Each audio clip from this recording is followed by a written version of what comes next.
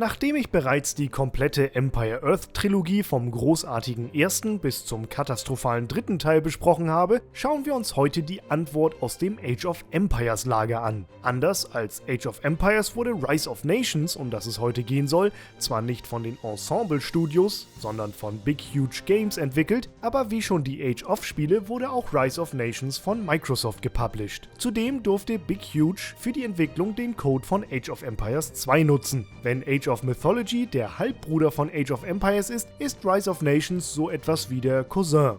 Und eben jener Cousin kam etwa 1,5 Jahre nach dem erfolgreichen ersten Teil von Empire Earth, also im Mai 2003 heraus und machte einiges anders als seine Verwandten und die Konkurrenz. Rise of Nations hat mich erst 2009 durch die Computerbildspiele während einer schönen Zeit erreicht, an die ich gerne zurückdenke. Wie schon einige Male angeschnitten, war ich früher an den Wochenenden im Sommer und in den Ferien die meiste Zeit auf einem Campingplatz, zusammen mit dem guten Zurafta. Während tagsüber Fahrradfahren und Schwimmen im Baggersee anstanden, wurden abends die Laptops aufgeklappt und über den LAN-Hub zusammen gespielt. Da spielten wir dann Sacred, Age of Mythology, Empire Earth oder eben Rise of Nations. Entsprechend ist alles, was das Spiel so zu bieten hat, auf eine Weise untrennbar mit dieser Zeit verknüpft. Aber wem erzähle ich das? Ihr kennt solche Nostalgieschübe ja auch, wie ich vielen Kommentaren entnehmen konnte. Bevor wir nun aber wirklich ins Spiel starten, kurz die Info, dass ich für das Video hier die Extended Edition aus 2014 spiele, oder wie es im Launcher heißt, Spiel.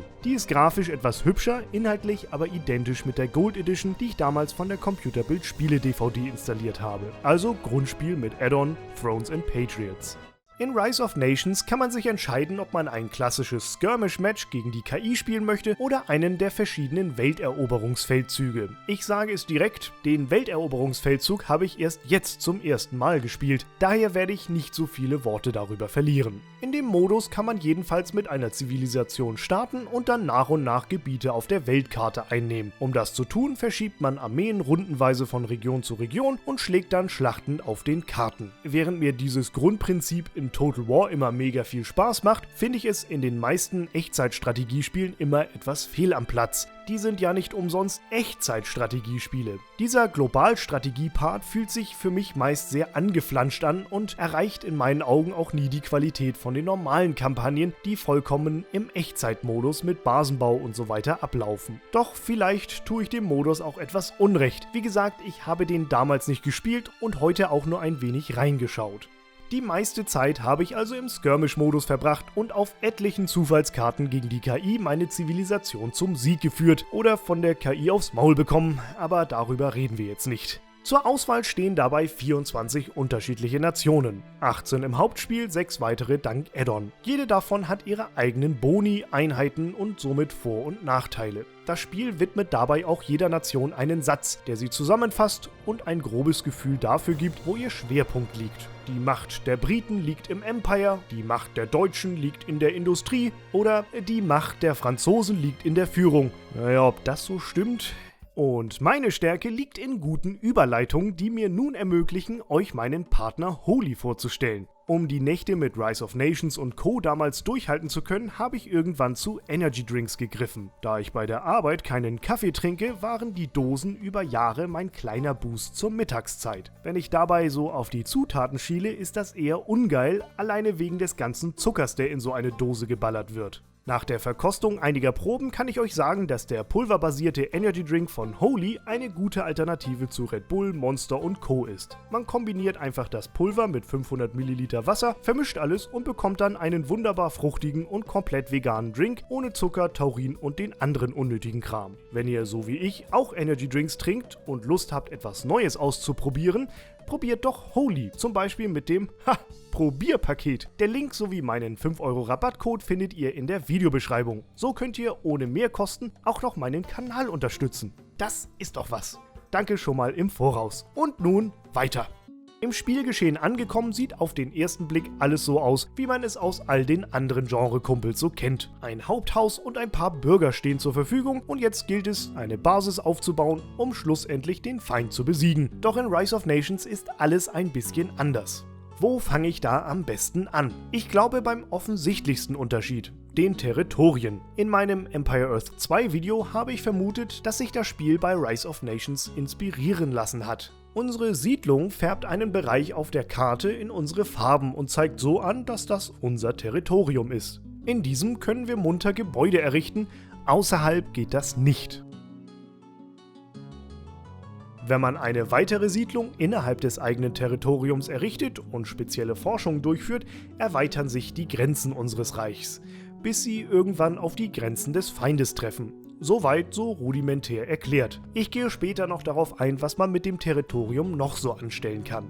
Da man nur in seinem Territorium bauen kann und Ressourcen teils etwas verstreut sind, muss man also ständig expandieren. Denn man kann auch nicht beliebig viele seiner Siedler zum Bäumefällen schicken. Man errichtet ein Holzfällerlager an einem Waldstück und je nach Größe des Waldes sieht man dann, wie viele seiner Jungs und Mädels dort zur Arbeit gehen können. Mehr geht an dem Waldstück dann nicht. Durch geschicktes Positionieren des Gebäudes kann man ab und zu auch noch den ein oder anderen Arbeiter mehr herauskitzeln. Doch selbst das bringt einem nichts, wenn man die Handelsobergrenze der Ressource erreicht hat.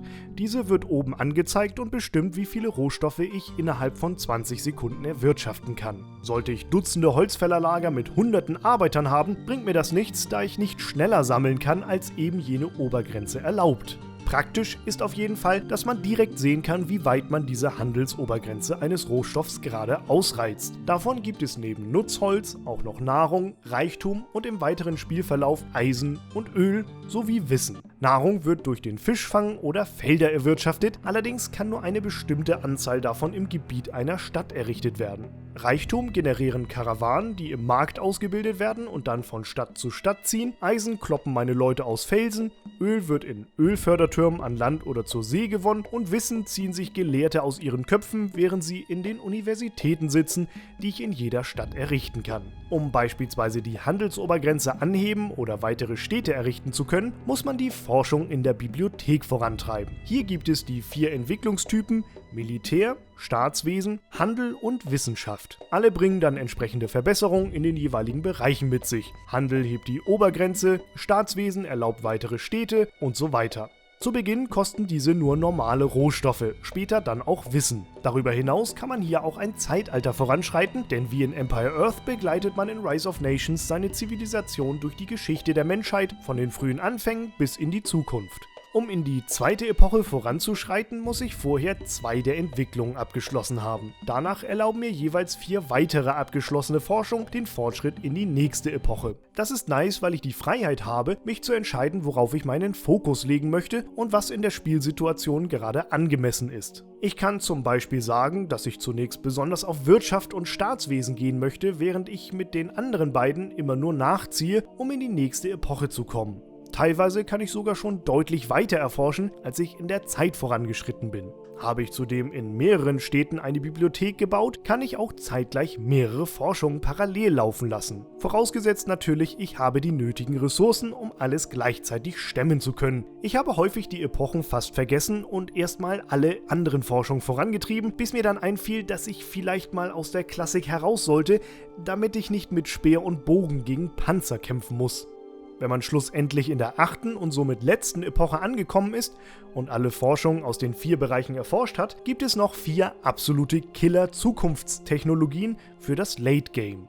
Der Raketenabwehrschild verhindert, dass feindliche Raketen auf dem eigenen Territorium einschlagen und so Schaden verursachen. Die künstliche Intelligenz lässt Einheiten sofort produzieren. Der weltweite Wohlstand hebt die Handelsobergrenze auf das Maximum von 999 an und die Weltregierung lässt einen die gegnerischen Städte sofort einnehmen. Inwieweit das ein Vorteil ist, klären wir später. Selbstverständlich kosten diese Forschungen enorm viele Rohstoffe und brauchen ewig in der Entwicklung, aber sie sind im Gegenzug auch mega stark. Besonders die Kombination aus Wohlstand und der KI gibt einem schnell einen massiven Vorteil, sollte der Gegner diese Forschung noch nicht selbst erforscht haben. Um überhaupt verlässlich auf die 999 Handelsobergrenze kommen zu können, ohne dass die komplette Bevölkerung mit Arbeitern aufgebraucht ist, kann man auch für jede Ressource außer Wissen ein eigenes Verbesserungsgebäude bauen, das den Output durch die bloße Anwesenheit in einer Stadt steigert und 2 verschiedene Forschungen mit sich bringt. Eine für die Produktivität und eine andere für Bereiche wie Gebäudeverbesserung oder Einheitenwerte. Der Tempel dehnt nicht nur die Landesgrenzen aus, sondern ermöglicht es uns auch, unser Territorium zu besteuern. Je mehr Landmasse also uns gehört, desto mehr Reichtum wird dadurch generiert. Von der Kirche hätte ich auch nichts anderes erwartet. Durch das alles wird die Wirtschaft stabil, was neben den schon genannten Punkten auch wichtig ist, da alle Gebäude und Einheiten sukzessive teurer werden, je mehr man vom gleichen Typ erschaffen hat. Das sieht man auch direkt bei den Bürgern. Der erste kostet 25 und der zweite dann schon 26 und so weiter. An dieser Stelle mal eine kleine Frage meinerseits. Finde eigentlich nur ich es sonderbar, dass die Chinesen den Bonus haben, dass ihre Bürger sofort ausgebildet werden?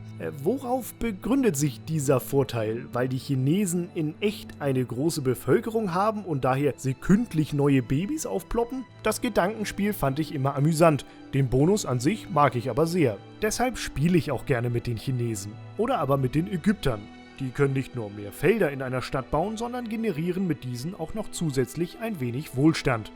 Da werden die Händler wohl gerne mal zu Korn eingeladen. Verstehst? Ihr seht schon, allein der Wirtschaftspart ist in Rise of Nations schon sehr komplex, mit vielen kleinen Zahnrädern, die ineinander greifen und die man alle mehr oder weniger auf dem Schirm haben muss, damit man einigermaßen gut klarkommt. Doch natürlich wird in Rise of Nations auch gekämpft und das nicht zu knapp. Wir sind ja schließlich nicht hier, um munter den Wirtschaftsboom zu genießen, sondern wollen, dass die Grenzen des Feindes früher oder später uns gehören. Dafür hat man mit den Einheiten in Kasernen, Ställen, Fabriken und später Fliegerhorsts genug Möglichkeiten, um den Gegner das Leben schwer zu machen. Die Einheiten haben natürlich alle ihre Stärken und Schwächen, weshalb es wichtig ist, eine gute Mischung zu haben oder sich auf den Gegner einzustellen. Das macht die KI übrigens recht gut. Bilde ich viele Panzer aus, ist sie anfangs etwas überrascht, kontert aber später mit Raketenschützen und Panzerabwehrgeschützen. Den Feind kann ich wiederum mit Festungen, Flakstellungen und Türmen daran hindern, sich meinen Städten zu sehr zu nähern.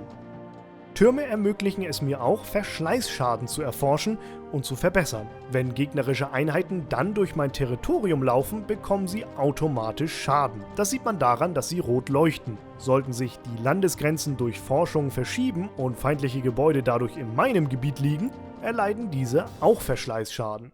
Um nicht in den Verschleißschaden des Gegners reinzulatschen, kann ich einen Versorgungswagen ausbilden, der vermutlich die Gulaschkanone aufstellt und die Einheiten im Umkreis dadurch vor dem Schaden schützt. So arbeitet man sich Stück für Stück an der Frontlinie entlang, um weiter ins Landesinnere zu gelangen und dort die Städte des Feindes anzugreifen.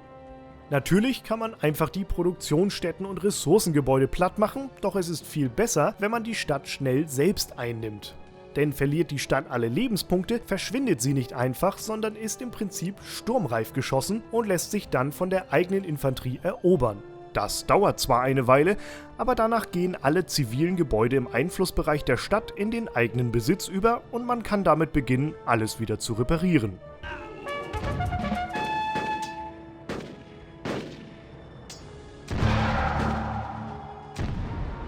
Ganz schnell kann man Städte mit Raketen knacken. Einfach ein paar Raketensilos bauen und ab dafür.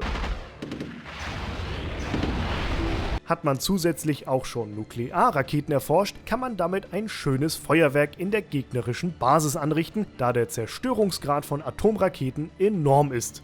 Wer hätte das gedacht?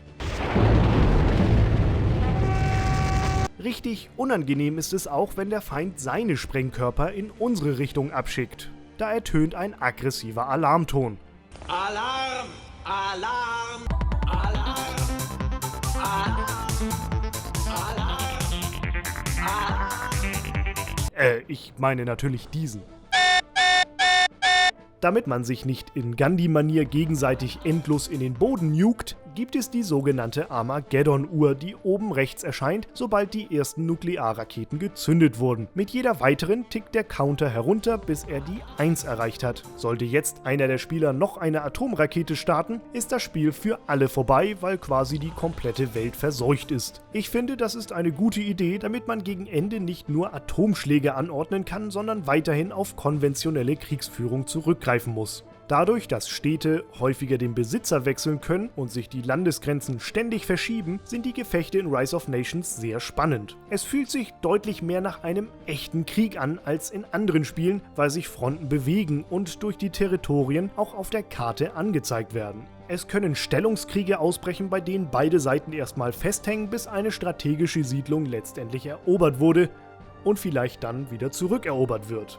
Eine andere schöne Sache sind die Weltwunder. Davon gibt es eine ganze Menge und jedes davon hat seine eigenen Vorteile und steigert beispielsweise die Produktivität bei dem Abbauen einer Ressource oder erhöht das Bevölkerungslimit. Besonders mag ich die Terrakotta-Armee, die regelmäßig Einheiten generiert, oder die verbotene Stadt, die wie eine ganz reguläre Stadt fungiert. So kann ich eine Stadt mehr errichten, als ich eigentlich mit meinem Staatswesen Fortschritt haben darf. Da man in jeder Stadt nur ein Wunder errichten darf und die Gegner auch eigene errichten wollen, muss man sich also entscheiden, welche man zuerst baut, damit sie nicht plötzlich vom Feind gebaut werden und dann aus dem Pool der Wunder verschwinden. Zudem sollte man sie adäquat verteidigen, da die KI besonders später mit Flugzeugen Jagd auf Wunder macht, was ab und zu echt nerven kann, weil die Flugzeuge oft an den Dutzenden Flakstellungen irgendwie vorbeikommen und so noch eine Salve abfeuern können. Und ihr wisst ja, mühsam ernährt sich das Eichhörnchen. Bevor wir uns dem Ende nähern, schneide ich noch ein paar Dinge an, die ich auch nett finde, aber jetzt nicht so im Detail besprechen muss. Seltene Ressourcen sind überall auf der Karte verteilt und lassen sich durch Händler anzapfen, um besondere Boni zu bekommen. Da viele Ressourcen auch zwischen den Fronten liegen, ist es ein wenig riskant, diese zu besetzen, sollte der Feind mal vorbeikommen. Mit dem Senat lassen sich verschiedene Regierungsformen mit ihren Vorteilen festlegen. Sogar der Sozialismus mit den Amerikanern ist möglich. Wenn man ganz leise ist, kann man die Schnappatmung der Republikaner sogar im Spiel hören. Faszinierend. Einheiten benötigen keine Transportschiffe, um über Gewässer zu tuckern, sondern erhalten durch Forschung die Möglichkeit, einfach zu wassern. Ein weiteres nettes Detail ist, dass Städte mit der Zeit immer weiter wachsen, je mehr Gebäude in ihrer Umgebung errichtet wurden. Am Anfang sind es nur kleine Ortschaften und später ganze Großstädte. Gleiches gilt für die Trampelpfade, die im Laufe der Partie zu zahllosen Straßen werden. Erstaunlich ist, dass die Einheiten, die man so befehligt, gar keine Sätze von sich geben. Sie sind alle stumm und machen maximal irgendwelche Soundeffekte. Das ist im Vergleich zu anderen Spielen etwas ungewöhnlich, aber auch mal ganz angenehm, weil wir in Empire Earth 3 gehört haben, wie man so etwas auch verkacken kann. Ich bring die Lanze ins Lot, dann bin ich fast der Lancelot. Der Soundtrack ist auch ganz nett. Einige Tracks fliegen mir immer mal wieder in die Ohren und setzen sich dafür eine Weile fest.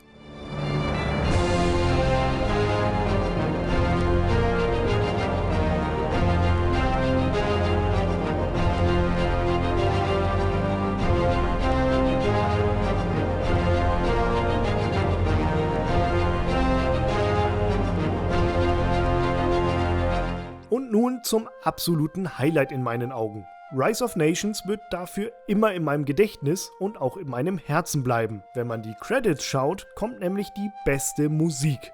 Punkt. Ich weiß nicht, wer sich dazu entschieden hat, diese Tracks aufzunehmen, aber sie sind einfach so gut. In Thrones and Patriots läuft dieses Lied.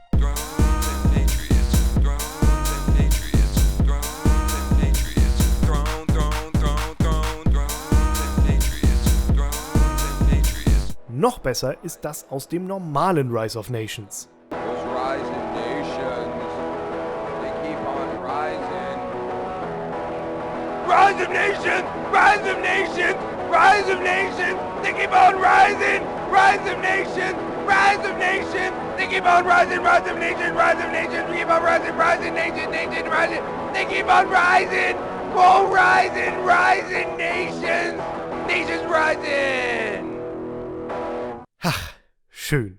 Ich würde zu gern wissen, wer diese Hits komponiert hat. Generell mag ich diese Art von Credits. Ich habe mir vor ein paar Jahren für eine nie umgesetzte Videoidee mal zig Credits angeschaut und das von Rise of Nations war immer ein sehr positives Beispiel, weil ich durch die Teamfotos beim Billard oder Essen ein Gefühl dafür bekomme, welche Menschen hinter dem Spiel stecken. Dass diese nach Rise of Nations noch einen Nachfolger entwickelt haben, den kaum einer kennt, ist schon etwas traurig. Den schauen wir uns auf jeden Fall auch nochmal an. Gerade das erste Rise of Nations ist aber ein echt tolles Spiel geworden, das ich auch heute noch gerne mit zu Rafter spiele und dabei ein wenig an den Campingplatz denke. Die gute alte Zeit.